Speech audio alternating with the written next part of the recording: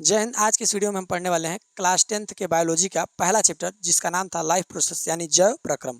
इस चैप्टर में चार चीज़ें हमको मुख्य पढ़ना था मेन जिसमें चार चीज़ों में क्या क्या है, पोषण, श्वसन, परिवहन, उत्सर्जन। इन चारों चीज़ में हम तीन चीज़ें पढ़ चुके थे। अगर आप वो वीडियो नहीं देखे हैं तो प्लेलिस्ट में जाके देख सकते हैं, बायोलॉजी के प्लेलिस्ट में होगा। तो तीन तो टॉपिक पढ़ चुके हैं। चौथा टॉपिक जो बचा है उसका नाम है उत्सर्जन यानी अंग्रेजी में कहेंगे एक्सक्रीशन। उत्सर्जन के बारे में आज पढ़ना है और डिटेल हम समझेंगे। तो चलिए सबसे पहले समझ लेते हैं कि उत्सर्जन क्या है। शरीर की गंदगी को शरीर से बाहर निकालना उत्सर्जन है।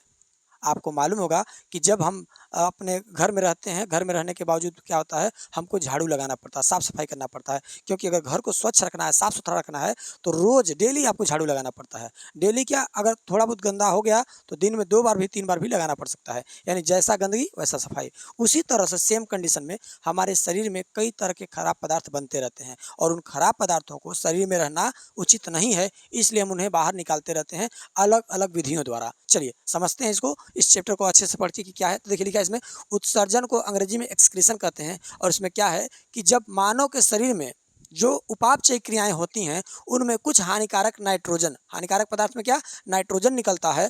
और नाइट्रोजन का बाहर निकालना है, जैसे नाइट्रोजन जो है, नाइट्रोजन से अमोनिया कह सकते हैं बनता है, और अमोनिया को शरीर से बाहर निकालना ही उत्सर्जन कहलाता है। लिखा है कोशिकाओं में जब प्रोटीन व एमिनो अम्लों का यानी अमोनिया उत्पन्न होती है, जब अपघटन होता है इन दोनों का तो अमोनिया निकलती है। और अमोनिया क्या है, बहुत ज़्यादा हानिकारक पदार्थ है और इसे शरीर से बाहर निकालना बहुत आवश्यक होता है। यानी कहने का मतलब ये हुआ कि जब हम भोजन करते हैं तो पेट में जाता है, पेट में जाने के बाद छोटी आंत में, और उसके बाद ग्लूकोज बनता है, ग्लूकोज बन के सभी कोशिकाओं तक पहुंचता है। और उसके बाद जब श्वसन करते हैं यानी सांस लेते हैं तो ऑक्सीजन भी पहुंचता है। तो यानी हमारे दैनिक जीवन में जो शरीर के अंदर सभी घटनाएं चल रही हैं, यानी प्रोटीन का अपघटन, अमीनो अम्लों का अपघटन, तो इन क्रियाओं से शरीर में कुछ खराब पदार्थ बन जाते हैं। और उन्हीं खराब पदार्थों को यानी जो खतरनाक पदार्थ हैं उन्हें शरीर से बाहर निकालना बहुत आवश्यक होता है। जैसे मान लीजिए आपके शरीर में एक खराब पदार्थ बनता है जिसका नाम है अमोनिया यानी H3 अमोनिया बनता है। और अमोनिया बहुत ही ज़्यादा नुकसानदायक पदार्थ है, हानिकारक पदार्थ है। इसे शरीर से बाहर निकालना बहुत ज़रूरी होता है। तो शरीर से हर उस चीज़ को जो हमारे शरीर के लिए नुकसानदायक है उससे बाहर निकालना उत्सर्जन कहलाता है, एक्सक्रीशन कहलाता है। यानी एक लाइन में समझिएगा, शरीर से खराब पदार्थों को बाहर निकालना उत्सर्जन कहलाता है। जैसे मान लीजिए पसीना, पसीना अंदर रख के क्या करेगा, पसीना को बाहर निकालना है, क्योंकि पसीना अपने साथ कई खराब पदार्थ लेके बाहर निकलता है शरीर से। जो कह सकते हैं इंसान जब टॉयलेट करता है तो मूत्र में शरीर की कई खराब पदार्थ मिली होती हैं, जैसे यूरिक अम्ल हो गया, अमोनिया हो गया, यूरिया हो गया। इन सबको शरीर से बाहर निकालना जरूरी होता है। समझ गया। इंसान जब भोजन करता है तो भोजन, अब मान लीजिए बैठ के एक थरिया खा लिए, खाने के बाद पेट में गया तो क्या एक थरिया खाया तो पूरा पच गया? नहीं, उसमें से कुछ पच जाता है और शरीर द्वारा अवशोषित कर लिया जाता है, सोख लिया जाता है। और जो खराब पदार्थ यानी जो भोजन का हिस्सा नहीं पचता है उसे हम गुदा द्वार रास्ते बाहर निकाल देते हैं। इसी क्रिया को उत्सर्जन कहते हैं। तो उत्सर्जन को डिटेल में पढ़ेंगे कि कैसे कैसे क्या उत्सर्जन है। चलिए इसको आगे इसमें देखते हैं। लिखा है इसमें, अमोनिया को शरीर से बाहर निकालने की विधि के आधार पर प्राणियों को 3 समूह में बांटा गया है। देखिए कोई भी प्राणी है, सबके शरीर में जो उपापचय क्रियाएं चलती रहती हैं, यानी सबके शरीर में, अरे भाई सब कोई भोजन करेगा, श्वसन करेगा, सबके शरीर में यानी पोषक तत्व यानी जाके शरीर में अपना काम करेंगे तो खराब पदार्थ भी तो बनेगा। और उसी खराब पदार्थ को हर एक जीव बाहर निकालता है, लेकिन अपने अपने तरीके से, जैसा उसको बनाया गया है। यानी प्रकृति के आधार पर जिस तरह से किसी जीव का निर्माण हुआ है उसी तरह से वो उत्सर्जन भी करता है। मानव अलग तरह से करता है, जो मछली वगैरह हैं वो उनका उत्सर्जन अलग है, और जो कीड़े मकोड़े हैं, कीट पतंग हैं, इन सब का जो उत्सर्जन अलग तरीके से होता है। तो चलिए इसके बारे में समझते हैं। तो लिखा है इसमें कि शरीर में अमोनिया को जो बाहर निकालने की क्रिया है उसके आधार पर प्राणियों को 3 भागों में बांटा गया है। तो तीनों को समझेंगे। देखिए अगर कोई जीव है जो अपने शरीर के अंदर की अमोनिया को डायरेक्ट बाहर निकालना चाहता है यानी डायरेक्ट बाहर निकालता है, उसे अमोनोटेलिक कहते हैं। यानी ऐसा कोई भी जीव जो अपने शरीर में खराब पदार्थ, जिसे हम अमोनिया कह रहे हैं, अपने शरीर का खराब पदार्थ अमोनिया को अमोनिया के ही रूप में बाहर निकालता है, उसे हम अमोनोटेलिक कहते हैं। और ऐसा जीव जो अपने शरीर के अंदर के अमोनिया को यूरिया में बाहर निकालता है, यूरिया बना के तब बाहर निकालता है, उसे यूरियोटेलिक कहते हैं, यूरियोटेलिक। और लास्ट वाला जो 3rd नंबर का है उससे हम कहते हैं यूरिकोटेलिक। यूरिकोटेलिक में क्या है, ऐसा कोई भी जीव जो अपने शरीर में यानी खराब पदार्थ अमोनिया को यूरिक अम्ल में बदल के अतः बाहर निकालता है, उसको हम यूरिकोटेलिक कहते हैं। तो इससे हम कह सकते हैं कि इंसान कह सकते हैं, छोड़िए इंसान को, यानी हम कह सकते हैं कि कोई भी जीव होता है, कोई भी प्राणी होता है, वो अपने शरीर के खराब पदार्थ को यानी अमोनिया को निकालने के लिए अपने अलग अलग विधियों से निकालता है। चलिए अब समझते हैं अमोनोटेलिक, जो हेडिंग है अमोनोटेलिक, इसको समझिए। लिखा है वे जंतु जो नाइट्रोजनी अपशिष्ट, नाइट्रोजनी अपशिष्ट का मतलब क्या हो गया? अरे भाई शरीर में क्या बन रहा है? शरीर में प्रोटीन और अमीनो अम्ल जब टूटता है, टूट के एनर्जी में कन्वर्ट हो रहा होता है, उसी समय खराब पदार्थ अमोनिया हमारे शरीर में बन जाता है। और अमोनिया को बाहर निकालना बहुत जरूरी है, क्योंकि अमोनिया बहुत ज़्यादा खतरनाक और हानिकारक पदार्थ है। तो लिखा है वे जंतु जो नाइट्रोजनी अपशिष्टों का अमोनिया के रूप में उत्सर्जन करते हैं अमोनोटेलिक प्राणी कहलाते हैं। यानी अमोनोटेलिक प्राणी वो हैं जो अमोनिया को डायरेक्ट बाहर निकालते हैं, यानी उनके शरीर में खराब पदार्थ अमोनिया बना और अमोनिया को बिना कोई कुछ बदले अमोनिया को अमोनिया के रूप में ही बाहर निकाल देना अमोनोटेलिक कहलाता है। समझ गए? अब इसमें देखेंगे आगे लिखा है अमोनिया उत्सर्जन के लिए, अगर आपके शरीर में अमोनिया बन गई है तो अमोनिया के उत्सर्जन के लिए जल की अधिक आवश्यकता होती है, ज़्यादा आवश्यकता होती है जल की। इसलिए जलीय जीव जो होते हैं वही ऐसा कर पाते हैं। जो जल में रहने वाले जीव हैं उनको जल का थोड़ा कमी है, यानी हमारे शरीर में जो खराब पदार्थ यानी जो नाइट्रोजनी पदार्थ अमोनिया बन पा रहा है, इसे हमें निकालने के लिए ज़्यादा मात्रा में जल की आवश्यकता होती है। क्योंकि हम जल में रहने वाले हम लोग जीव नहीं हैं, इसलिए हम अमोनोटेलिक तो नहीं होंगे, क्योंकि हम लोग जल में नहीं रहते हैं। हमारे पास जितना जल है वो शरीर के अंदर ही जो पड़ा है वही जल है। लेकिन ऐसे जीव जो जल में रहते हैं वो अपने शरीर में अमोनिया को डायरेक्ट अमोनिया के रूप में बाहर निकाल देते हैं, क्योंकि अमोनिया को बाहर निकालने के लिए जल की आवश्यकता होती है। तो इसमें लिखा है कि अमोनिया उत्सर्जन के लिए जल की आवश्यकता होती है, जलीय जीव ऐसा कर पाते हैं। जैसे कि प्रोटोजुआ, प्रोटोजुआ आप जानते हैं सिंगल सेल एक कोश की जीव है जो कि जल में रहता है, और ये अपना जो कह सकते हैं उत्सर्जन है डायरेक्ट अमोनिया को अमोनिया के रूप में ही बाहर निकालता है, इसलिए प्रोटोजुआ अमोनोटेलिक जीव है। पोरीफेरा है या कुछ एनिलिडा हैं, एनिलिडा का भी काम क्या होता है कि ये भी अमोनिया को, ये सब अमोनिया को डायरेक्ट बाहर निकाल सकते हैं। और जलीय आर्थ्रोपोडा भी हैं, मोलस्का हैं और मछलियां हैं। यानी हम सीधा सीधा कह सकते हैं कि जलीय जीव ऐसे जो अमोनिया को डायरेक्ट अमोनिया के रूप में ही बाहर निकाल देते हैं। ठीक ना? अब आगे देखेंगे, दूसरा है इसमें यूरियोटेलिक। देखिए पहला था अमोनोटेलिक, अमोनिया बना अमोनिया के रूप में बाहर निकालना अमोनोटेलिक। अब दूसरा है यूरियो, देखिए यूरिया से बना है यूरियोटेलिक। हम लोग के शरीर में होता क्या है, तो देखिए मानव के शरीर में भी नाइट्रोजनी पदार्थ यानी अमोनिया बनता है, और हम लोग भी अमोनिया को डायरेक्ट बाहर नहीं निकाल सकते हैं क्योंकि हम जल में नहीं रहते हैं। तो हम लोग करते क्या हैं, हमारे शरीर में जो अमोनिया बनता है तो हमारा जो लीवर है जिसे हम यकृत कहते हैं, लीवर क्या करता है, अमोनिया को कन्वर्ट करता है किसमें, यूरिया में।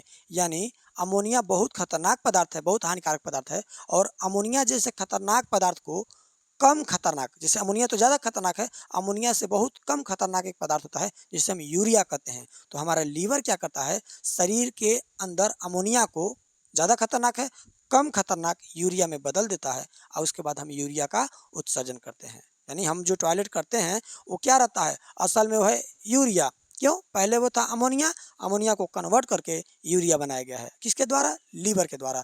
तो हम टॉयलेट जो करते हैं वो क्या रहता है, वो रहता है यूरिया, वो कुछ देर बाद अपने आप क्या बन जाएगा, अमोनिया बन जाएगा। तो चलिए अभी उसको और डिटेल में हम समझेंगे। इसमें देखिए लिखा है ऐसे प्राणी जो नाइट्रोजनी अपशिष्ट पदार्थ का यूरिया के रूप में उत्सर्जन करते हैं उन्हें यूरियोटेलिक कहते हैं। लिखा है स्थल पर रहने वाले अधिकांश जंतु अमोनिया को यूरिया में बदल देते हैं।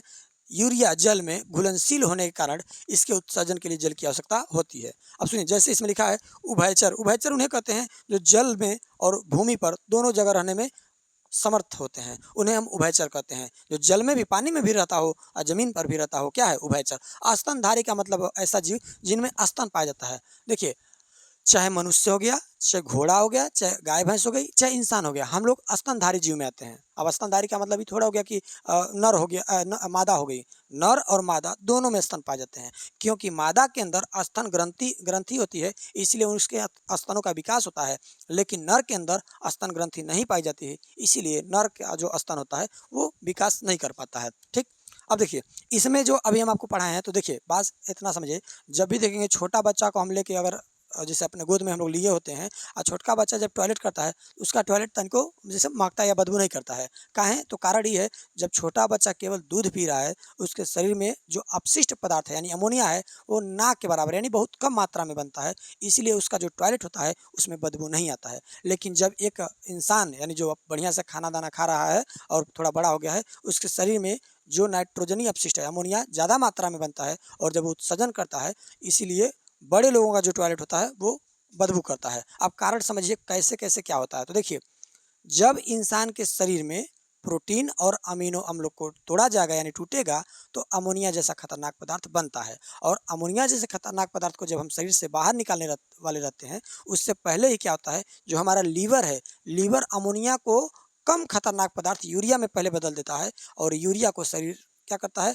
किडनी में पहुंचता है, और किडनी यूरिया को बाहर निकलवाने में मदद करती है। और जैसे ही इंसान कोई टॉयलेट कर दिया, तो उस समय वो क्या टॉयलेट है, वो टॉयलेट यूरिया के रूप में है। और यूरिया बहुत देर तक वातावरण में रहने के बाद यानी आधा एक घंटा बाद वो फिर से कन्वर्ट हो जाती है अमोनिया, और अमोनिया बहुत ज़्यादा गंध देती है, यानी बहुत ज़्यादा बेकार उसका बदबू होता है। इसीलिए कह सकते हैं कि टॉयलेट का जो गंध आता है वो तुरंत नहीं आता है, वो आधा एक घंटा बाद आएगा, क्योंकि जब वो यूरिया फिर से अमोनिया बन जाएगा तब वो बदबू करना चालू करता है। इसीलिए छोटका बच्चा को खिलाते रहिए, कोई दिक्कत नहीं है। वो टॉयलेटो कर देता ना तो आदमी झाड़ के चल जाता है जहाँ काम पे जाना होता है। लेकिन अगर बड़ा आदमी अगर टॉयलेट कर दे, तो बस 5 मिनट या 10 मिनट या आधा घंटा, उसके बाद तो इतना ज़्यादा बदबू करेगा कि आदमी चलने लायक नहीं रह जाएगा। समझ गए? क्योंकि वो जब टॉयलेट किया गया तो यूरिया था, और यूरिया अपने आप कन्वर्ट हो जाता है कुछ देर में अमोनिया में, और अमोनिया की गंध बहुत तेज होती है, बहुत तीखी होती है। चलिए, तो इसको हम समझ गए कि धरती पर रहने वाला जो स्तनधारी जीव है या उभयचर, जो धरती और पानी दोनों में रह सकते हैं, उनके अंदर जो उत्सर्जन की क्रिया होती है उन्हें हम कहते हैं यूरियोटेलिक, यानी यूरिया के रूप में उत्सर्जन कर रहे हैं। अब समझते हैं यूरिकोटेलिक क्या होता है। तो देखिए लिखा है यूरिकोटेलिक, इसमें लिखा है ऐसे प्राणी जो नाइट्रोजनी अपशिष्ट पदार्थों को यूरिक अम्ल के रूप में उत्सर्जन करते हैं, यूरिकोटेलिक कहलाते हैं। यानी पहला क्या देखें, पहले तो ये मालूम है कि शरीर में चाहे कोई भी जीव है, अपशिष्ट पदार्थ बनेगा जैसे अमोनिया, और अमोनिया को बाहर निकालने के लिए अधिक मात्रा में जल की आवश्यकता है। तो जो जलीय जीव हैं, जल में रहने वाले जीव हैं, वो अमोनिया को डायरेक्टली अमोनिया के रूप में बाहर निकाल देते हैं। तो अमोनोटेलिक ऐसे जीव जिनके पास उतना जल नहीं रहता है, जो धरती पर रहने वाले जीव हैं या जो उभयचर हैं, वो अपने शरीर के अंदर का अमोनिया यूरिया में बदलते हैं और यूरिया को बाहर निकालते हैं, तो यूरियोटेलिक। अब ये जो आ गए हैं भाई साहब, इनका नाम है यूरिकोटेलिक, यानी यूरिक अम्ल में बदलेंगे। जैसे इसमें क्या होता है, कीड़े मकोड़े, जो भी कीट हैं, कीड़े मकोड़े, उनमें सरीसृप यानी सांप में, व मरुस्थल आवास में रहने वाले यानी जो जीव होते हैं, उनमें क्या पाया जाता है, यूरिकोटेलिक। वो अपने उनके अंदर पानी की मात्रा कम होती है, इसीलिए वो अमोनिया को पहले यूरिक अम्ल में बदलते हैं, तब शरीर से बाहर निकालते हैं। तो उनका उत्सर्जन, ये सब उत्सर्जन हो रहा है, यानी खराब पदार्थ। देखिए ना, कोई जीव अमोनोटेलिक है, अमोनिया को डायरेक्ट निकाल दे रहा है, यानी उत्सर्जन कर रहा है। हम लोग यूरियोटेलिक हैं, और है जो सांप सब हैं, ये सब क्या है, यूरिकोटेलिक हैं। तो अब देखिए आगे लिखा है इसमें, अब यूरिक अम्ल के बारे में देखिए, लिखा है यूरिक अम्ल क्या है। तो यूरिक अम्ल के उत्सर्जन में जल की आवश्यकता कम होती है, क्योंकि यह कम विषैला तथा जल में अघुलनशील होता है। इसको यानी आपके जो जीव होते हैं यूरिकोटेलिक, उनमें यूरिक अम्ल बनता है, और यूरिक अम्ल को बाहर निकालने के लिए बहुत कम जल की आवश्यकता होती है, एकदम नाम मात्र, इसलिए इसको यूरिकोटेलिक कहते हैं। अब आगे समझेंगे मानव में उत्सर्जन। अभी तो ये टोटली आल ओवर समझ रहे थे सभी जीवों में, अब समझेंगे कि हम मानव हैं और हमारे अंदर उत्सर्जन कैसे होता है। उत्सर्जन का डिफिनेशन आपको याद होगा कि शरीर का खराब पदार्थ शरीर से बाहर निकालना उत्सर्जन कहलाता है। तो देखिए इसमें लिखा है मानव में उत्सर्जन, एक्सक्रीशन इन ह्यूमन। अब देखिए लिखा है शरीर से अपशिष्ट पदार्थ यानी ब्रैकेट में खराब पदार्थ को शरीर से बाहर निकालने की क्रिया को उत्सर्जन कहते हैं, और वैसे अंग जो खराब पदार्थ को शरीर से बाहर निकालते हैं उत्सर्जी अंग कहलाते हैं। समझ गए? यानी हमारे शरीर से खराब पदार्थ मतलब अमोनिया हो गया, यूरिक अम्ल हो गया, या कह सकते हैं कि जो यूरिया है, इन सबको शरीर से बाहर निकालने की जो क्रिया होती है उससे हम क्या कहते हैं, उत्सर्जन कहते हैं। आगे इसमें देखते हैं कि जो उत्सर्जन है, यानी उत्सर्जन में जो अंग भाग ले रहे हैं उन्हें उत्सर्जी अंग कहते हैं। और उत्सर्जी अंग कौन कौन है, तो देखिए लिखा है मानव में प्रमुख उत्सर्जी अंग, पहला है फेफड़ा। फेफड़ा क्या करता है, CO2 तथा वाष्पशील पदार्थों का उत्सर्जन करता है। ठीक, दूसरा बड़ी आंत है, यकृत है, और त्वचा है। चलिए चारों को समझते हैं कि चारों का काम क्या है। तो सबसे पहला जो इसमें लिखा है फेफड़ा, तो आपको जब श्वसन पढ़ाया गया था तभी बताया गया था कि जब भी हम सांस लेते हैं तो सारी गैसें शरीर के अंदर पहुंचने लगती हैं और कहाँ तक जाती हैं, फेफड़ा तक। फेफड़ा क्या करता है, फेफड़ा में होती हैं छोटी छोटी कुपिकाएँ जो गैसों का पहचान करने में सहायता करती हैं। और पहचान करता कौन है, हीमोग्लोबिन। हीमोग्लोबिन को पता होता है कि कौन सा गैस हमको अंदर बॉडी में ले जाना है और किस गैस को यहीं से भगा देना है। तो हीमोग्लोबिन क्या करता है, फेफड़े में जब सभी गैसें भरी होती हैं तो हीमोग्लोबिन केवल ऑक्सीजन को ले लेता है और बाकी सभी गैसों को भगा देता है। यानी और उसके बाद उस ऑक्सीजन को लेके सभी कोशिकाओं को दे आता है और कोशिकाएं जब ग्लूकोज से एनर्जी बना चुकी होती हैं तो एक खराब पदार्थ निकालते हैं जिसे हम कहते हैं CO2, कार्बन डाइऑक्साइड, तथा कुछ वाष्पशील यानी गैस के रूप में खराब पदार्थ निकलती हैं, उन्हें वाष्पशील पदार्थ कहते हैं। तो उनको लेके आता है हीमोग्लोबिन फिर फेफड़ा तक। तो होता क्या है, जब हम सांस छोड़ते हैं तो हमारे सांस से जो निकलता है उसे कहते हैं CO2, कार्बन डाइऑक्साइड, जो कि वो भी खतरनाक पदार्थ है, शरीर में रहने लायक चीज़ नहीं है। इसीलिए हमारा फेफड़ा क्या करता है, उनको बाहर निकालता है। तो फेफड़ा का किसका उत्सर्जन करता है, CO2 गैस का। समझ गए। तो हमारे अंदर जो फेफड़ा है वो उत्सर्जी अंग है क्योंकि उत्सर्जन करा रहा है। फेफड़ा निकालता है CO2 को तथा वाष्पशील पदार्थों को। अब दूसरा का नंबर इसमें जो दिया है, बड़ी आंत। तो हम पहले भी बताएं अभी कि जब हम जितना खाना खा लेंगे क्या सब पच जाएगा, नहीं, उसमें से कुछ खराब पदार्थ बच जाएगा। तो जब हम भोजन करते हैं, भोजन मुख गुहा से होते हुए जब अमाशय में पहुंचता है, अमाशय में पाचन होने के बाद छोटी आंत में जाता है और छोटी आंत में जितना पाचन होना है होने के बाद वो जाता है बड़ी आंत में। और बड़ी आंत में तो पाचन होता नहीं है, केवल जो जल है उसका अवशोषण यानी जल को सोख लिया जाता है और उसके बाद उसको बाहर निकालने की प्रक्रिया चालू होती है।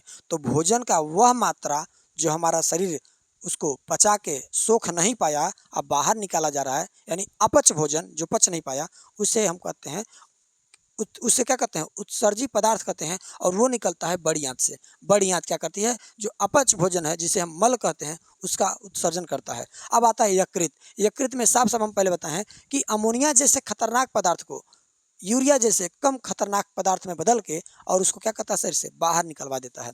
कौन, यकृत, लीवर। और लिखा है ये त्वचा। त्वचा में क्या है, त्वचा पसीना तथा सीबम का उत्सर्जन करता है।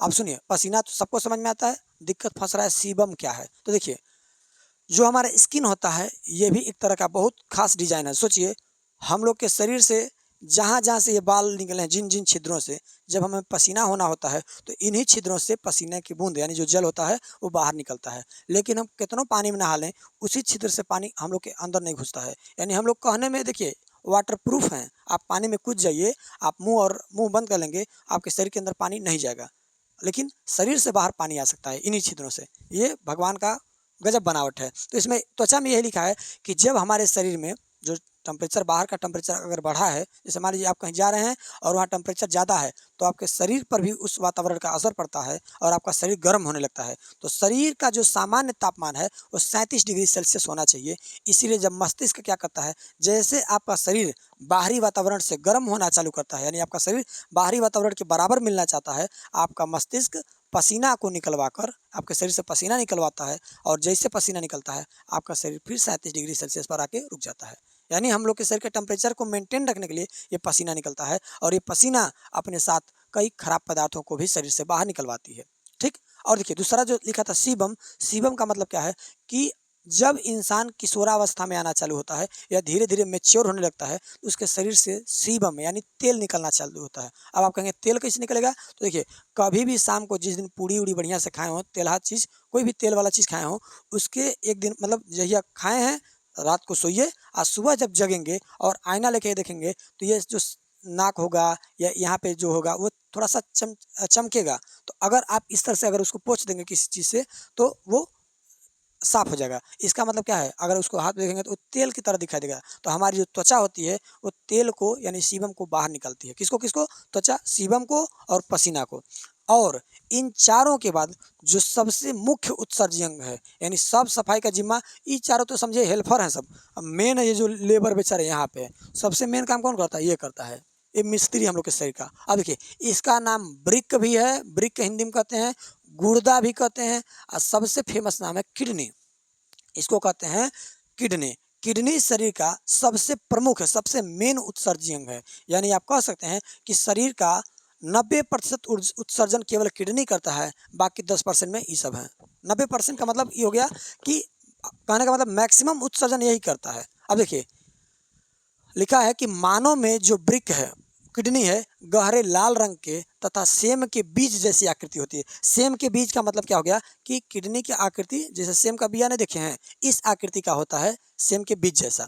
तो लिखा है कि इसका जो बाहरी तल है, ये जो बाहर देखिए बाहरी तल जो होता है वो उत्तल होता है तथा जो भीतरी तल, तो देखिए ये है बाहरी तल किडनी का, बाहरी तल, और ये है भीतरी का मतलब अंदर वाला। तो देखिए आप अगर दर्पण पढ़े होंगे तो आपको मालूम होगा कि दर्पण में एगो होता है उत्तल, एगो होता है अवतल। तो उत्तल किसको कहते हैं, तो देखिए उत्तल दर्पण किसे कहते हैं, तो जो उ से उत्तल, औ से उभरा, जो उभरा हुआ भाग होता है यानी ऊंचा भाग होता है उससे उत्तल कहते हैं। यानी कह सकते हैं कि इधर इधर आप अपना मुंह देख सकते हैं, इधर से इधर मान लीजिए पेंट हुआ रहता है, इधर से आप देख सकते हैं, तो इसको हम कहते हैं उत्तल दर्पण। और जो धंसा हुआ रहता है यानी पेंटिंग इधर किया गया है और इधर आप देख सकते हैं, इसको कहते हैं अवतल। यानी किडनी का बाहरी जो भाग होता है वो उत्तल होता है और अंदरी भाग क्या होता है, अवतल होता है। लिखा है अवतल की ओर गड्ढे जैसी एक रचना होती है। तो देखिए, तो यहाँ पर एक गड्ढा जैसा दिखाई दे रहा है, गड्ढे जैसी एक रचना होती है जिसे वृक्क नाभि या हाइलम कहते हैं। यानी कहने का मतलब ये हो गया कि जहाँ किडनी में गड्ढा के तरफ दिखाई देता है, इसी को हम पूरा वृक्क का नाभि कहते हैं या इसी को हाइलम कहते हैं, ठीक ना। अब लिखा है वृक्क धमनी, लसिका वाहिनी तथा मूत्र वाहिनी इसी भाग द्वारा जुड़ी होती हैं। देखिए वृक्क से, इसी किडनी से ही एक नली जाती है नीचे, यानी जो मूत्र वाहिनी बनकर ये टॉयलेट को ले जाके मूत्राशय में इकट्ठा करती है। और इसी में ही धमनी, जो वृक्क वाला धमनी होता है उसको वृक्कीय धमनी कहते हैं, और लसिका वाहिनी आके जुड़े होते हैं इसी तल पे, जिसको हम कहते हैं वृक्क नाभि।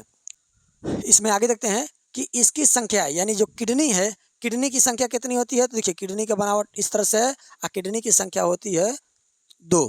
इंसान में कितनी किडनी, 2 किडनी होती है। अब आगे लिखा है इसका आकार सेम के बीज के समान होता है। सेम के बिया जैसा है तो आपको दिखाई दे रहा है, थोड़ा गड़बड़ बन गया है, मान के चलिए वही चीज़ है सेम। अब देखिए प्रत्येक वृक्क यानी जो किडनी है, एक किडनी का भार लगभग 140 ग्राम का होता है। कहना कहना 140 ग्राम का। अब लिखा है वृक्क जो किडनी है वो ढका होता है एक झिल्ली से जिसे हम कहते हैं पेरिटोनियम। तो हम आपको पहले भी बता चुके हैं कि भगवान शरीर के ऐसे अंग जो बहुत ज़्यादा नाजुक हैं उनके ऊपर सुरक्षा बढ़ा के दिए हैं। यानी कि कहने का मतलब क्या हो गया, जो आपके शरीर में कमज़ोर अंग हैं उनको सुरक्षा डबल किया गया है। जैसे मस्तिष्क आपके शरीर में बहुत नाजुक अंग है, तो मस्तिष्क को बचाने के लिए पहले देखिए बाल लगाया गया है, बाल के अंदर चमड़ी है, चमड़ी के अंदर खोपड़ी है, और खोपड़ी के अंदर भी जो मस्तिष्क है वो एक झिल्ली के अंदर बंद है जिसको हम कहते हैं मेनिंजस।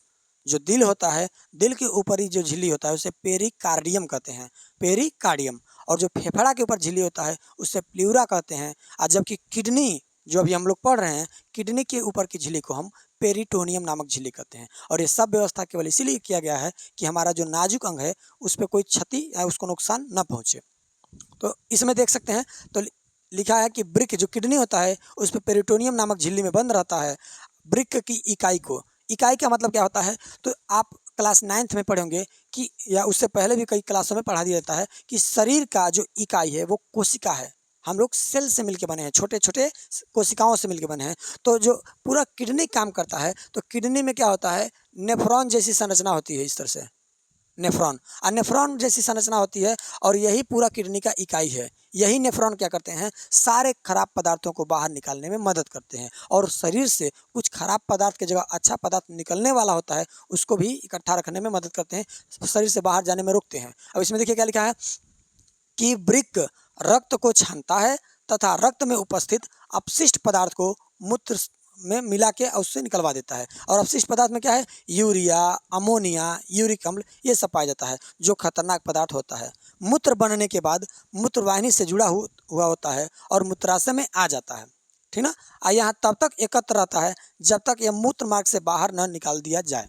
समझ गए। यानी कहने का मतलब किडनी से जो खराब पदार्थ है शरीर में, खराब पदार्थ को किडनी के अंदर जो इकाई है जिसे हम नेफ्रॉन कहते हैं, नेफ्रॉन क्या करता है, सारे खून को छान देता है। आज छानने के बाद जितना खराब पदार्थ है, यूरिया, अमोनिया, यूरिक अम्ल, इन सब को मूत्र नलिका में, यानी कह सकते हैं मूत्र नलिका द्वारा मूत्राशय में भेज देता है, ठीक ना, ब्लैडर में। और उसके बाद जब इंसान टॉयलेट करता है तो सारा गंदगी उसके टॉयलेट यानी मूत्र द्वारा बाहर निकल जाता है, ठीक। अब आगे देखिए, इसमें लिखा है वृक्क में रक्त को छाना जाता है, यानी किडनी द्वारा, ये दोनों किडनी है ना, किडनी द्वारा रक्त को, ब्लड को छाना जाता है और इसी रक्त के छानने की प्रक्रिया को हम कहते हैं डायलिसिस। क्या कहेंगे?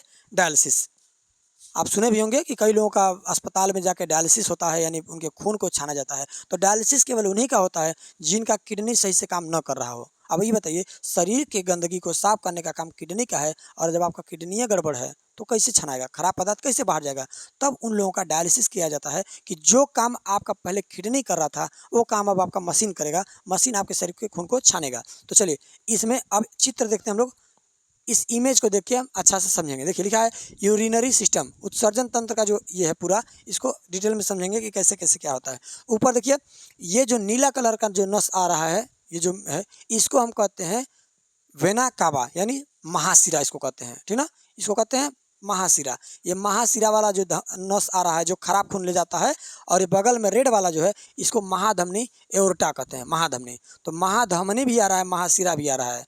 तो आपको याद होगा कि बायां नीले जब ब्लड को पंप करता है तो पूरे शरीर में खून जाता है, वही खून देखिए आ रहा है। अब ये खून कहाँ आ रहा है? तो देखिए महाशिरा और महाधमनी दोनों, देखिए ये धमनी वाला भी नस गया है और ये सिरा वाला भी इस किडनी में गया है, इस किडनी में भी धमनी वाला भी गया है, सिरा वाला भी गया है। अब देखिए इन दोनों में पहुंचा है, धमनी सिरा वाला दोनों।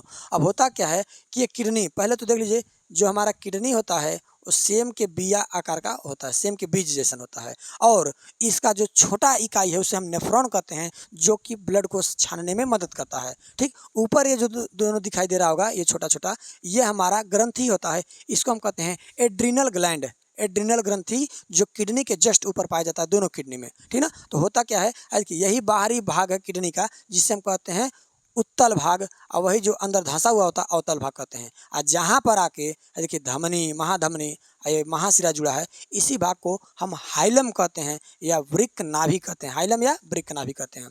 ठीक, और इसमें होता क्या है, जो खराब पदार्थ है इसमें, यानी किडनी में जब छानाई होता है और जो खराब पदार्थ मिलता है उसे इस मूत्र नलिका द्वारा पहुंचा दिया जाता है मूत्राशय में। ये देखिए ब्लैडर में यहाँ पे पहुंचा दिया जाता है।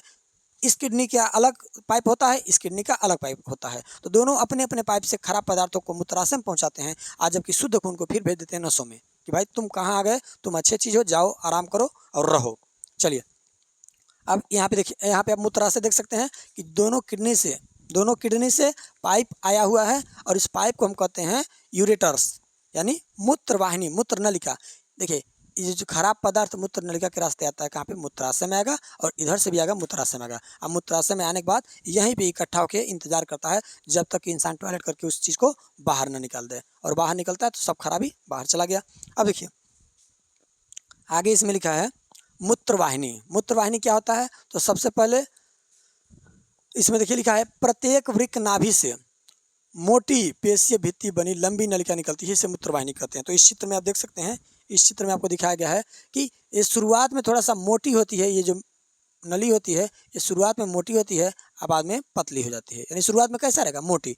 तो वृक्क के नाभि से एक मोटी, यानी शुरुआत में मोटी होती है, एक नली आती है और आके किस में मिल जाती है? इसमें मूत्राशय में, और इसमें क्या आता है? मूत्र आके इकट्ठा होता रहता है। तो इसे हम क्या कहते हैं? इसको मूत्र नलिका कहते हैं, अंग्रेजी में मूत्रवाहिनी या यूरेटर कहेंगे इसको, हिंदी में मूत्रवाहिनी, अंग्रेजी में यूरेटर। ठीक, और इसकी संख्या कितना होती है? 2 होती है। लिखा है इसमें कि मूत्रवाहिनी का वृक्क में स्थित प्रारंभिक भाग, यानी जो वृक्क से भाग निकल रहा है वो शुरुआती भाग चौड़ा होता है और कीपनुमा, यानी इकट्ठा, टॉयलेट को इकट्ठा करके लाने में मदद करता है, जिसे वृक्क श्रेणी कहते हैं, पेल्विस कहते हैं। अब देखिए आगे लिखा है इसमें मूत्राशय। तो मूत्राशय हम आपको दिखाई दिए थे, छोटा सा एक थैली समान संरचना था। तो देखिए इसमें लिखा है यह थैले के जैसा एक पेशी है, यानी मांसपेशी का बना संरचना है, जिसमें मूत्र जो होता है वो अस्थायी रूप से, यानी ला के इकट्ठा करके संग्रह किया जाता है। और इसमें लिखा है कि मूत्राशय में 700 से 800 ml जो मूत्र होता है वो इकट्ठा किया जा सकता है। जब आपके मूत्राशय में ज़्यादा मूत्र इकट्ठा हो जाता है तब आपके दिमाग को एक संकेत पहुँचता है कि जो ब्लैडर है, जो मूत्राशय है वो भर गया, चलिए बाथरूम में उसको खाली किया जाए, टंकी को खाली करिए। तब आपको पता चलता है कि अच्छा 700-800 हो गया क्या, तब आप कहाँ जाते हैं? मूत्राशय को खाली करने। यानी कहने का मतलब यह है कि हमारे शरीर में जो दोनों किडनियां हैं, जो सेम के बीज के आकार की हैं, वो क्या करती हैं? ब्लड के अंदर के गंदगी को छान देती हैं, और छान के मूत्रवाहिनी यानी यूरेटर के रास्ते मिला देती हैं, कहाँ पे? उस थैली में जहाँ पे मूत्र इकट्ठा होता है। मूत्र जिस थैली में जाके इकट्ठा होता है उससे हम मूत्राशय कहते हैं। और मूत्राशय में 700 से 800 ml मूत्र इकट्ठा हो जाता है। तब आपके उसमें से सिग्नल पहुंचता है दिमाग को कि भैया भर गया है, अब और आएगा तो ओवरलोड मार देगा। तो आप क्या कहते हैं, तुरंत जाके और टॉयलेट करना चालू, सब खराब पदार्थ बाहर निकल गया। अब मूत्र मार्ग क्या होता है, तो जिस मार्ग से, ठीक ना, मूत्राशय की ग्रीवा से एक पतली नलिका निकलती है जिसे मूत्र मार्ग कहते हैं, यूरेथ्रा कहते हैं। यानी मूत्र मार्ग से हम क्या करते हैं, सारा जो मूत्र इकट्ठा हुआ था उसको बाहर निकाल देते हैं। जबकि अगर इंसान कभी अस्पताल में जाके एडमिट होता है तो उसके जो कह सकते हैं यूरेथ्रा है या कह सकते हैं कि मूत्र मार्ग है, उसी रास्ते एक नली डाली जाती है और नली डालते डालते सीधे ले जाके कहाँ पहुँचा दिया जाता है, उसके ब्लैडर में, मूत्राशय में। उसके बाद ना उसको ताकत लगाना है ना कुछ, आराम से सोया रहे, जितना मूत्र उसमें इकट्ठा होगा वो पाइप के माध्यम से जाके थैली में इकट्ठा होता होगा, ठीक ना, इकट्ठा होता रहेगा। तो ये हो गया हमारा मूत्र मार्ग खत्म हो गया। अब आगे थोड़ा सा पढ़ते हैं किडनी के अंदर। तो किडनी जो आप देखे थे उसको अभी आप पूरा गोल देखे थे, अब इस किडनी को इस तरह से काट के अब आपको दिखाया जा रहा है कि देखिए अंदर क्या होता है। इसके ऊपर वाले चित्र में क्या देखे थे कि किडनी ऊपर ऊपर कैसा था, अब इसको एक काटा गया है। तो यहाँ पे देख सकते हैं एक इंसान का चित्र बना है और यहाँ पे इसका देखिए दिल है और यहाँ पे नीचे क्या है, दो किडनियाँ आपको दिखाई दे रही हैं। इन्हीं किडनी को जब जूम करेंगे, देखिए ये दोनों, ये और ये किडनी है और यहाँ पर क्या है, यहाँ पे आपका मूत्राशय है। तो देखिए इन किडनी को जब जूम किया गया और काट के देखा गया कि अंदर क्या है, तो दिखाई दिया कि ये जो नीला नीला गया है, जो नीला कलर का जो नली है, ये आपका क्या है, ये आपका सिरा है। सिरा कैसा, तो देखिए वृक्कीय सिरा, ब्रिक वाला सिरा है। और जो कि रेड वाला है वो क्या है, वो कह सकते हैं कि आपका वृक्कीय धमनी है। अब देखिए यहाँ से जो कीपनुमा यानी मोटा सा जो नली निकल रहा है, ये कहाँ जाएगा, ये मूत्राशय में जाएगा, टॉयलेट को इकट्ठा करते हुए लेके जाएगा, ठीक। अब देखिए बाहर वाले भाग को क्या कहते हैं, आपको पहले मालूम है कि जो बाहर वाला भाग होता है इसको हम कहते हैं, देखिए रेनल कॉर्टेक्स, यानी बाहर वाला भाग कॉर्टेक्स कहलाता है। और जो कि ये जो छोटा छोटा बना है, इन लोग को हम मेडुला कहते हैं। क्या कहते हैं, मेडुला। तो बाहर कॉर्टेक्स, अंदर क्या होता है, मेडुला, ठीक। अब चलिए इस पूरे किडनी के बारे में पढ़ना चालू करते हैं। इसी किडनी में होता क्या है, नेफ्रॉन होते हैं, छोटे छोटे नेफ्रॉन पाए जाते हैं और सारे ब्लड को छानने में नेफ्रॉन का ही इस्तेमाल होता है, मुख्य नेफ्रॉन होते हैं। अब इसमें देखिए लिखा है कॉर्टेक्स क्या है, देखिए यह गहरे लाल रंग का वृक्क का बाहरी भाग होता है। तो देखिए किडनी का जो बाहरी भाग है यानी जो गहरे लाल रंग का है, इसे हम कहते हैं कॉर्टेक्स। क्या कहते हैं, कॉर्टेक्स। अब समझिए मध्यांश क्या होता है, मेडुला। लिखा है यह वृक्क का भीतरी भाग होता है, वृक्क के अंदर का जो भाग है उससे हम क्या कहते हैं, इसे कहते हैं मेडुला। इस भाग में वृक्क नलिकाओं के हिनले का लूप तथा संग्रह नलिकाएं पाई जाती हैं। तो जब आपको नेफ्रॉन का चित्र बनाया जाएगा तो दिखाया जाएगा हिनले का लूप कहाँ पे है, ठीक। अब देखिए वृक्क नाभि समझी गए हैं, उस वह गड्ढा जहाँ पे धमनी सिरा यानी वृक्कीय धमनी वृक्कीय सिरा आके जुड़ा है और वहीं से मूत्र नलिका जो यानी जो मूत्र वाहिनी है वो किडनी से चलती है मूत्राशय की तरफ, उसी जगह को हम क्या कहते हैं, हाइलम कहते हैं या वृक्क नाभि कहते हैं, ठीक। अब आगे देखिए वृक्क धमनी क्या होता है, रेनल आर्टरीज, ठीक। तो वृक्क धमनी या रीनल आर्टरीज, इसमें लिखा है वृक्क में अपशिष्ट पदार्थों से युक्त गंदा रक्त लाया जाता है। यानी जो वृक्क धमनी होता है वो खराब ब्लड यानी गंदा रक्त लेके आता है कहाँ पे, किडनी में। और किडनी क्या करती है, उसी को साफ करके ठीक वृक्कीय सिरा द्वारा वापस कर देती है। तो इसमें लिखा है कि वृक्क द्वारा साफ किए गए रक्त को वृक्क सिरा लेके जाती है कहाँ पे, फिर से वापस हार्ट के पास, दिल के पास। अब देखिए लिखा है नेफ्रॉन या वृक्क नलिकाएं। नेफ्रॉन क्या है, नेफ्रॉन के अंदर, नेफ्रॉन को ही वृक्क हम नलिकाएं कहते हैं। इसमें लिखा है वृक्क नलिकाएं या नेफ्रॉन वृक्क की संरचनात्मक तथा क्रियात्मक इकाई हैं। यानी आपकी किडनी में जो मेन काम करने वाला होता है, जो सबसे मुख्य काम करता है, उसी को हम कहते हैं नेफ्रॉन। पूरा पूरा किडनी का वही इकाई भी है कार्य करने वाला और उसी से मिलके बना भी है, संरचना में भी वही है। तो इसलिए कह सकते हैं इसमें कि एक मनुष्य में यानी मनुष्य के अंदर लगभग 10 से 12 लाख नेफ्रॉन पाए जाते हैं केवल एक किडनी में। यानी मान लीजिए एक दाहिना एक बायां, यानी दोनों किडनी में मिला के 20 से 24 लाख नेफ्रॉन, छोटे छोटे नेफ्रॉन पाए जाते हैं। और लिखा है ये नलिकाएं रक्त को छानकर नाइट्रोजनी अपशिष्ट को अलग करती हैं, जिससे कि क्या होता है, मूत्र का निर्माण होता है, ठीक। अब आगे देखते हैं। अब देखिए लिखा है नेफ्रॉन के भाग की, जो नेफ्रॉन का संरचना है अब उसको हम देखेंगे और उसके भाग को समझेंगे, किस भाग में नेफ्रॉन के किस भाग में क्या काम होता है। तो देखिए सबसे पहले समझेंगे यहाँ पे, देखिए यहाँ पे जो आपको दिखाई दे रहा होगा यही नेफ्रॉन का चित्र है। इस चित्र को पहले थोड़ा देखिए और समझिए। देखिए यहाँ पे लिखा है अभिवाही धमनिका, ये जो अभिवाही धमनिका आती है वो गंदा रक्त यानी कह सकते हैं अशुद्ध रक्त को लेके इसमें आती है और यहाँ पे छाना जाता है रक्त को और फिर धीरे धीरे इस तरह से करते हुए ये बाहर निकल जाती है। तो एक होती है अभिवाही धमनिका, एक होती है अपवाही धमनिका। देखिए अभिवाही अपवाही, तो चलिए समझते हैं क्या होता है। तो जो अभिवाही धमनिका होती है इसका जो आप मोटाई देखेंगे कि ये ज़्यादा मोटा है और जबकि अपवाही धमनिका जो निकली है वो कम मोटी है। तो होता क्या है कि जब ज़्यादा मोटा नली से जब ब्लड आता है प्रेशर से और अचानक यहाँ पे जो नस का मोटाई है वो पतला कर दिए हैं तो इस जगह पे इस एरिया में प्रेशर पड़ता है और प्रेशर पड़ने की वजह से जो भी खराब पदार्थ होते हैं या अच्छे पदार्थ भी होते हैं वो इसमें प्रेशर की वजह से आके गिर जाते हैं बोमन संपुट में। देखिए यानी ये वाला जो हिस्सा है इसको हम अभिवाही धमनिका कहते हैं और ये जो देखिए ये प्याला यानी कह सकते हैं कप जैसा आकार बना है इसको हम कहते हैं बोमन संपुट। क्या कहते हैं इसको? बोमन संपुट कहते हैं। तो होता ये है कि मोटे नस से जब ब्लड आ रहा होता है और जहाँ से निकलना है वो पतला है तो इसके अंदर प्रेशर पड़ता है और जो ब्लड के कण होते हैं जो कह सकते हैं उसमें अच्छे तत्व या खराब तत्व वो आके गिर जाते हैं किसमें? बोमन संपुट में। बोमन संपुट में ये जो चीज़ें हैं, ये जो पदार्थ हैं वो धीरे धीरे आगे बढ़ते रहते हैं और ये जो अपवाही धमनिका है वो भी इसको घेरे रहती है, ऊपर नीचे इसको लपेटे रहती है। और ये क्यों लपेटती है इसका कारण है तो समझिएगा।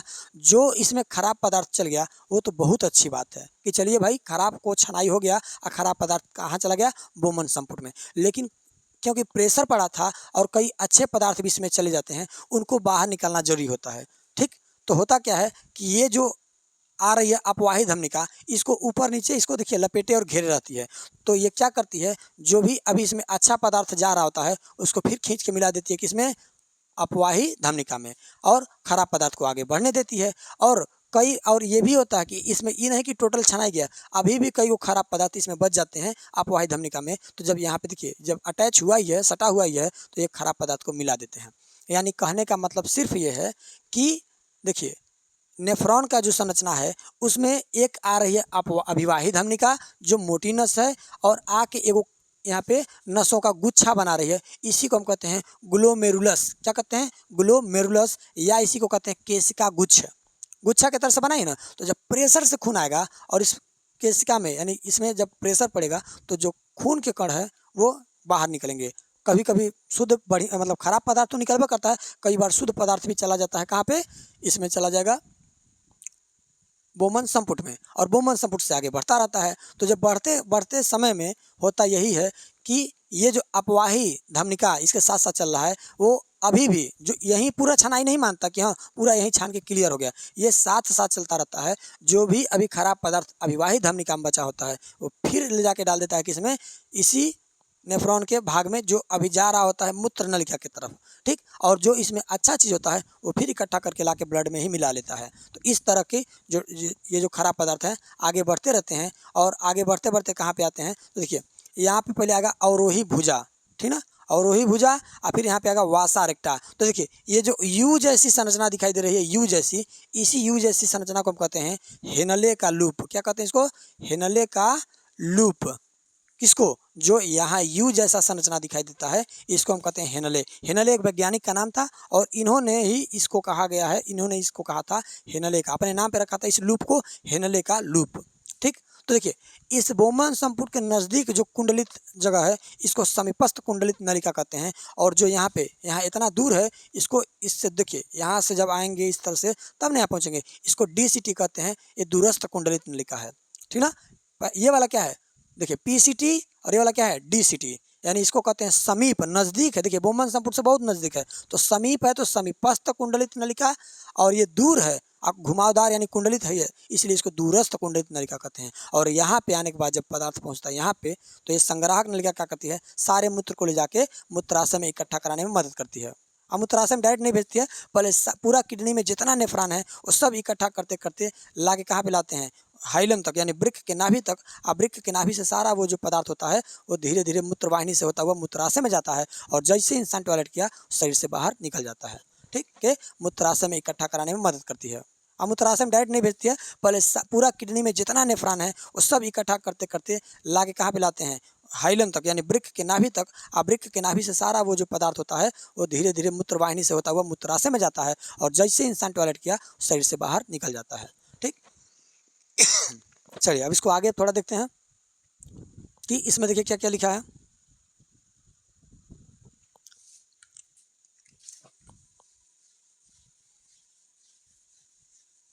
देखिए इसमें लिखा है कि अभिवाही धमनिका जो होती है एफरेंट आर्टियोल, ये क्या करती है, वृक्क धमनी से गंदा रक्त को ग्लोमेरुलस में लाती है। यानी जो वृक्क धमनी इसमें आई हुई है उसमें गंदा रक्त को लेके आती है, किसमें, उसको लेके आती है अभिवाही धमनिका में। अभिवाही धमनिका क्या करती है, मोटी नस होती है और जैसे बोमन यानी बोमन कैप्सूल में यानी संपुट में पहुंचती है तो एक केशिकाओं का यानी नसों का गुच्छा बना लेती है जिसको हम ग्लोमेरुलस कहते हैं। तो जब प्रेशर से कोई चीज़ आएगा और अचानक से पतला होगा तो वहाँ पे उस जगह पर क्या पड़ता है, प्रेशर पड़ता है। तो अभिवाही धमनिका बोमन संपुट में आती है और ग्लोमेरुलस बनाती है, ठीक। और अपवाही धमनिका क्या करती है, उसमें से साफ रक्त को लेके और आगे बढ़ना चालू करती है।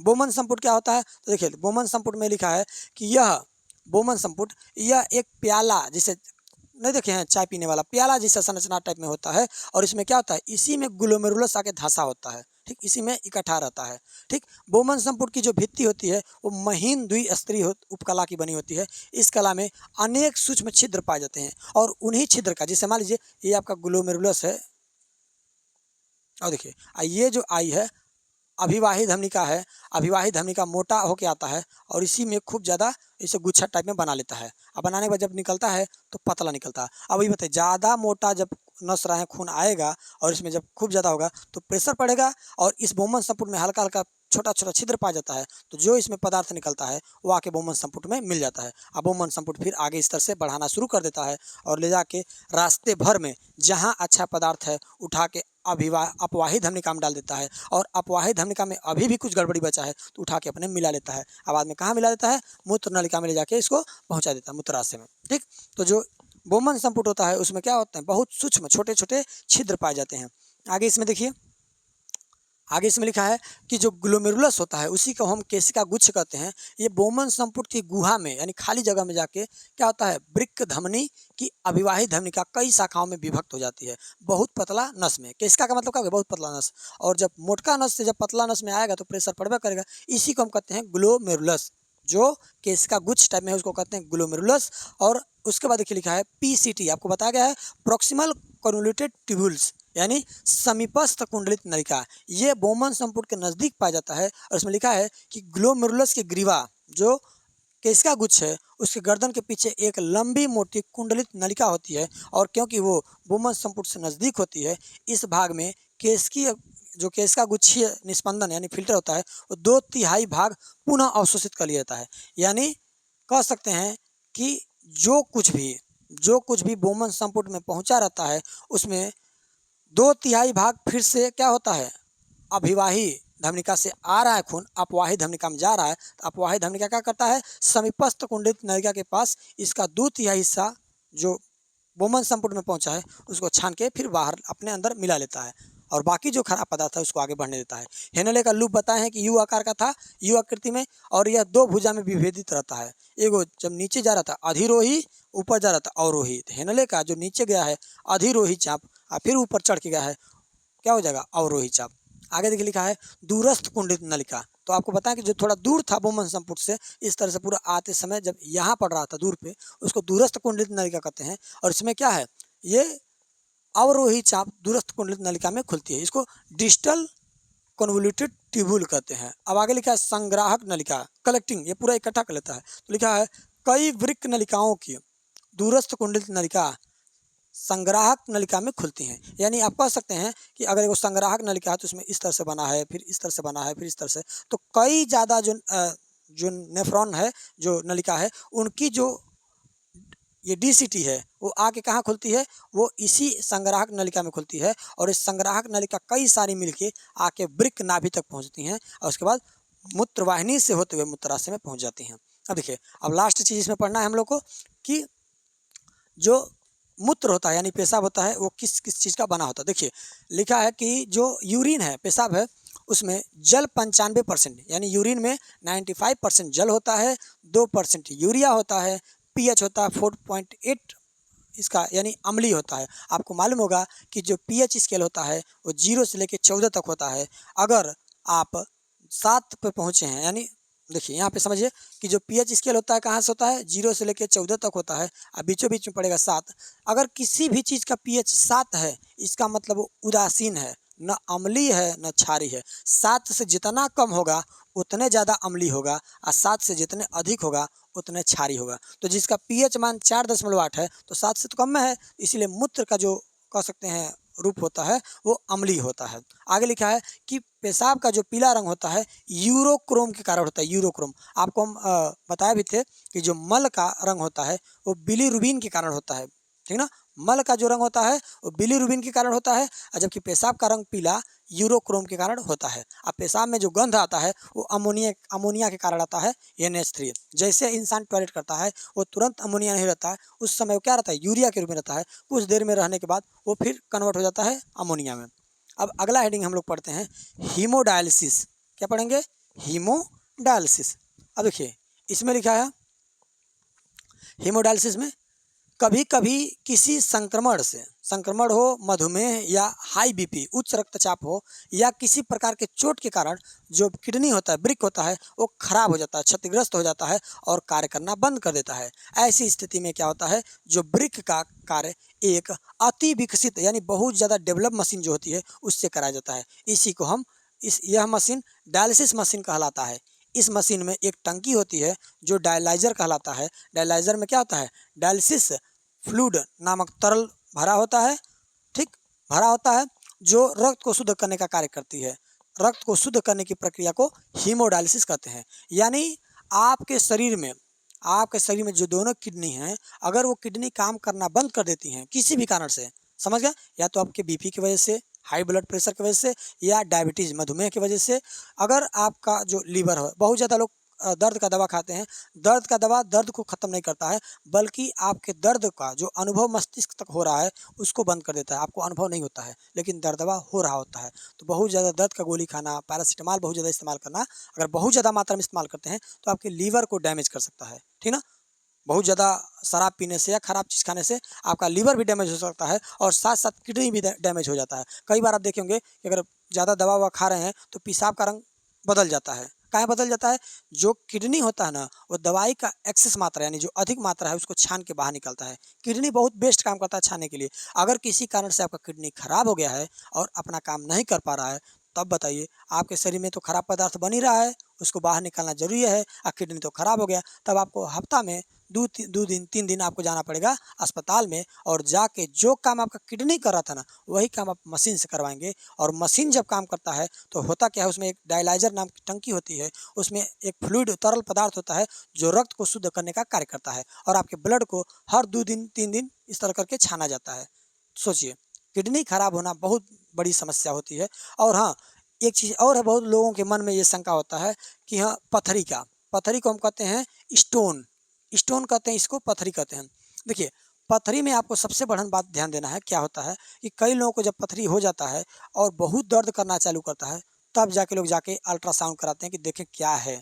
एक बात याद रखिए, साल भर में एक आध बार आपको, यानी एक साल में एक बार ज़रूर आप जाके अपना अल्ट्रासाउंड करा के अपना चेकअप करा सकते हैं कि आपके अंदर कोई दिक्कत है कि नहीं है। क्योंकि उससे ज़्यादा अगर दिक्कत हो गया तो ऑपरेशन में और बाकी तामझाम में खर्चा हो जाएगा। इसलिए हर एक साल में एक बार अपना अल्ट्रासाउंड और बॉडी चेकअप करा लीजिए कि आपको पता चलता रहे कि हमारा बॉडी ठीक है कि कहीं डैमेज है। क्योंकि आप देखे होंगे कि कई लोग ऐसा बाइक चलाने का हिसाब किताब रखते हैं कि जब तक वो खुद कह न दे कि हम खराब हो गए तब तक उसका सर्विसिंग नहीं कराएंगे। और ऐसे लोगों का जिस दिन सर्विसिंग होता है ना, ठीक ठाक मोटा पैसा लग जाता है, 2000 4000 10,000 20,000।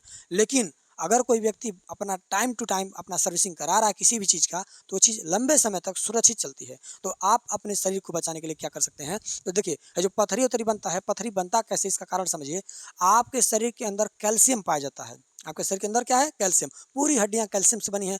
आपके शरीर में कैल्शियम है, और कहा जाता है कि और पालक और टमाटर, इन दोनों में पाया जाता है ऑक्जेलिक अम्ल।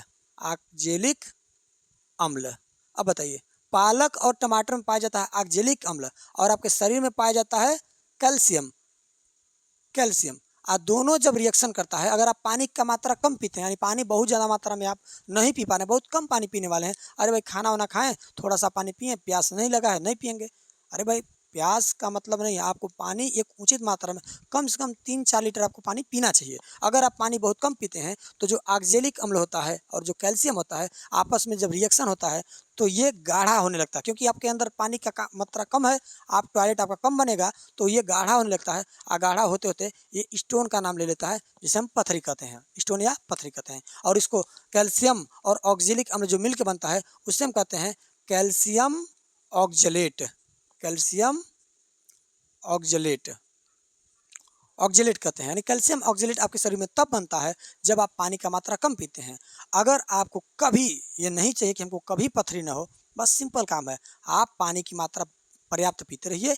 आपके शरीर के हिसाब से जितना अगर पानी ठीक ठाक ज़्यादा पिएंगे, यानी कम से कम दिन में 3-4 लीटर अगर आप पी जाते हैं तो आप ये रोग तो भूल ही जाइए। बहुत मुश्किल है कि ये रोग आपको हो, पथरी जल्दी नहीं होगा। और साल में एक बार कोशिश करके आप अल्ट्रासाउंड और अपना बॉडी चेकअप कराते रहेंगे, उससे आपको पता चलता रहेगा कि आपके शरीर में कोई दिक्कत है या नहीं है। ठीक, उससे होगा क्या, अगर आपके शरीर में कोई दिक्कत हो रहा होगा तो बहुत जल्द आपको पता चल जाएगा, और वो चीज़ अभी आगे बढ़ने वाला होगा, आपको पहले ही पता चल गया, इलाज करिए, ख़त्म करिए उसको। समझ गए? तो इस बात को आपको ध्यान रखना है। ठीक। और जो डायलिसिस है, ये झमेला वाला काम क्या हो जाता है कि अस्पताल में जब इंसान बार बार जाता है ना, एक तो देखिए नॉर्मल इंसान अगर अस्पताल में पहुंचता है ना तो वैसा शुद्ध होते हुए यानी बढ़िया हेल्दी होते हुए भी बीमार महसूस करने लगता है। हॉस्पिटल का माहौल है थोड़ा सा इस तरह से होता है। तो अगर आप हॉस्पिटल में कभी नहीं जाना चाहते हैं तो इसके लिए आप अपने खान पान पे ध्यान दीजिए। आप कोशिश करिए कि जो पानी है उसका मात्रा पर्याप्त आप पिएँ।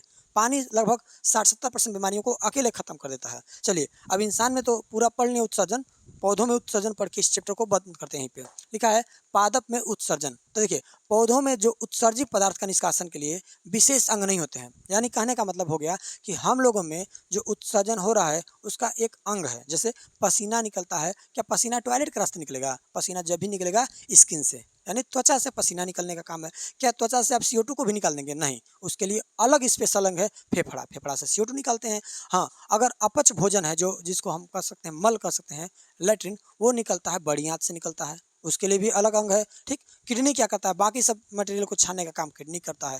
यानी हम लोगों में विशेष अंग है उत्सर्जन के लिए, लेकिन पौधों में कोई विशेष अंग नहीं होता है। यह अपने उत्सर्जित पदार्थों को कई प्रकार से निकालते हैं, यानी कई रूप में निकाल देते हैं। जैसे पौधे प्रकाश संश्लेषण की जब क्रिया कर रहे होते हैं तो ऑक्सीजन तथा रंध्रों द्वारा निकलता है। ऑक्सीजन किससे निकलता है? उनके रंध्र। रंध्र का मतलब स्टोमेटा। हम लोग के नाक को नोज कहते हैं, नाक कहते हैं ना, तो पौधा के पत्ता में हजारों करोड़ों नाक पाया जाता है, उस नाक को हम स्टोमेटा कहते हैं। यानी पौधा क्या करता है? पौधा अपने स्टोमेटा यानी रंध्र से ऑक्सीजन को बाहर निकालता है और उसी स्टोमेटा से CO2 को अंदर लेता है खाना बनाने के लिए, अपना भोजन बनाने के लिए। लिखा है आगे, कुछ पौधे अपने उत्सर्जित पदार्थ को टैनिन, रेजिन, गोंद आदि के रूप में निकालते हैं। आपने देखिए किसी पेड़ को, आम का पेड़ है, मान लीजिए कुल्हाड़ी से मार के थोड़ा सा छोड़ दिए तो वहाँ पे लाशा यानी बनना चालू हो जाएगा, गोंद टाइप में लाशा।